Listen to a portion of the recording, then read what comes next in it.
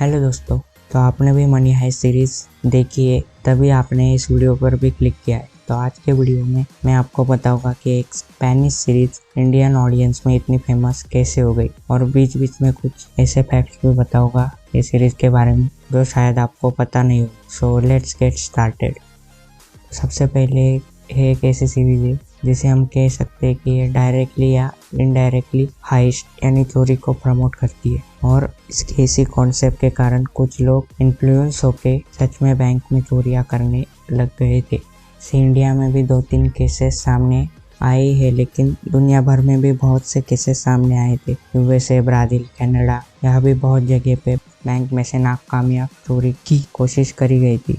Professor ने 5 साल plan बना के चोरी करी थी, और यहाँ लोग 5 दिन का प्लान बना के अपनी मस्ती करने निकल पड़ते हैं।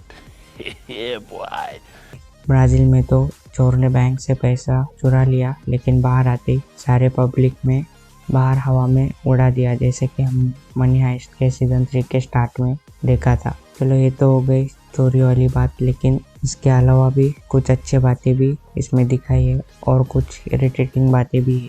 तो ये सीरीज काफ़ी बड़ी है और इसमें हमें बहुत अलग अलग टाइप के कैरेक्टर भी देखने मिलते हैं। तो ये सीरीज बड़े होने के कारण इसमें कैरेक्टर डेवलपमेंट भी अच्छे से हुआ है, और सबसे हमारी अच्छी खासी बॉन्डिंग भी ये सीरीज बना लेती है। ये सीरीज का सबसे बड़ा प्लस पॉइंट होता है, कोई भी कैरेक्टर हो, रियो, टोक्यो, डेनवर, नैरोबी, बर्लिन, उनमें किसी को भी कुछ होता है तो ऑडियंस को भी वो फील ज़रूर होता है। साथ में आर्थुरो जैसे कैरेक्टर भी है इसमें, जो कि ठीक उसी स्कूल के मॉनिटर की तरह है, जो कि बात पे क्लास टीचर को जाके कंप्लेंट करे और होमवर्क के बारे में टीचर को याद करवा के दे। बट वो भी ऐसा कैरेक्टर बन गया है कि उसने बहुत इंटरटेन करा है। मतलब जहाँ पे लगता है कि स्टोरी स्लो हो रही है, वहाँ पे आर्थुरो आके अपनी सस्ती मस्ती करना स्टार्ट कर देता है, और इरिटेटिंग के साथ इंटरटेनिंग पार्ट भी बन जाता है इस सीरीज का। और स्टोरी की बात करें तो एक फैक्ट ये भी है कि ये सीरीज की स्टोरी प्री प्लान नहीं थी। जैसे जैसे ऑडियंस का रिस्पॉन्स आता गया वैसे वैसे उसके मेकर्स आगे स्टोरी बनाते गए। इवन उसमें काम करने के लिए जो कैरेक्टर थे उनके लिए भी ये सीरीज सरप्राइजिंग होती थी, बिकॉज उन्हें भी एग्जैक्ट नहीं पता होता था कि आगे अब स्टोरी में क्या होगा। तो इस सीरीज की बात करें तो एक मैटर ख़त्म नहीं होता कि पीछे से दूसरा मैटर की तैयारी इसमें पहले शुरू कर देते। ऐसा ही चलता रहता है इस पूरे शो में, और उसमें प्रोफेसर ठहरे सबसे शातिर आदमी। अगर उन्होंने एक बार अपना चश्मा ठीक कर लिया ना, तो समझ जाओ सब अपने कंट्रोल में है और सामने वाली टीम कुछ नहीं कर पाएगी अभी, क्योंकि प्रोफेसर के पास बैकअप का भी बैकअप प्लान होता था। मतलब यार 5-6 साल लगा दिया प्लान बनाने को, इतना सब तो बैकअप प्लान्स तो चाहिए ही ना।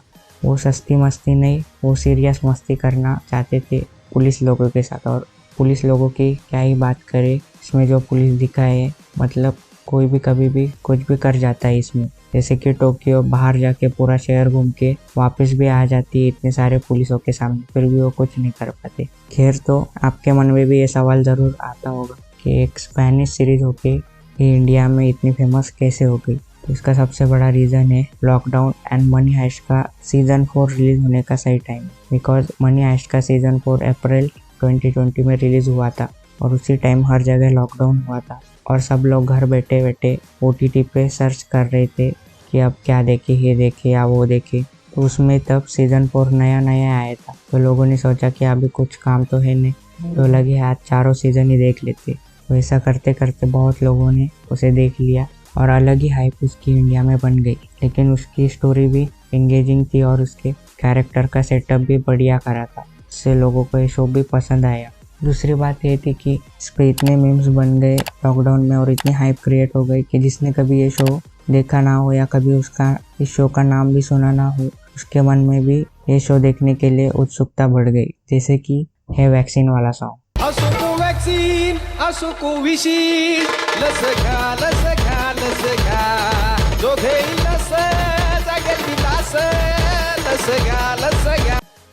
ये भी बड़ा फेमस हुआ था, और ये पूरा मनी हाइस्ट के थीम के बेस पर बनाया गया है, और ये सब देख के नेटफ्लिक्स वाले खुश हो गए, और उन्होंने शो को सिर्फ हिंदी में ही नहीं बल्कि तमिल और तेलुगु में भी डब करवा दिया। स्पेशली इंडियन ऑडियंस के लिए। तो ये सब रिस्पॉन्स में नेटफ्लिक्स ने अपना एक और दाव खेल दिया और लॉकडाउन में 199 वाला प्लान भी इंट्रोड्यूस करवा दिया।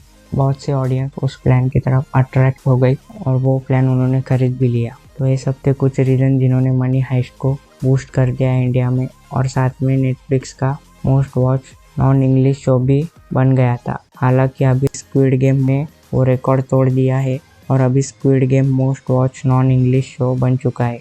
बाकी आप मुझे कमेंट में ज़रूर बताना मनी हाइस्ट में आपका फेवरेट मूवमेंट क्या था, और ये वीडियो अच्छा लगा हो तो इसे लाइक कर देना और इसे वीडियोस के लिए सब्सक्राइब भी ज़रूर कर देना। Okay bye, take care.